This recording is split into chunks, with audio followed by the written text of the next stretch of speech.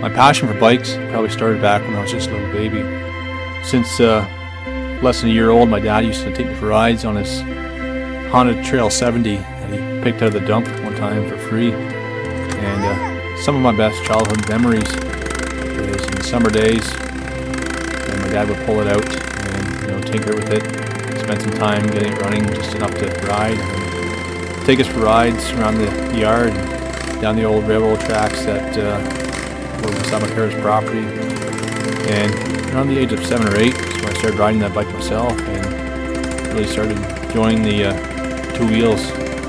And it was for my 9th birthday that my parents gave me a old, nice Rockport Chibi 60cc two-stroke bike, which I rode for a bit before being sold. But I wanted to share that feeling and experience with my own kids. A few years back, I bought this 1969 Honda Mini Trail Z50 that I completely restored, and it just sits in my bedroom now most of the time.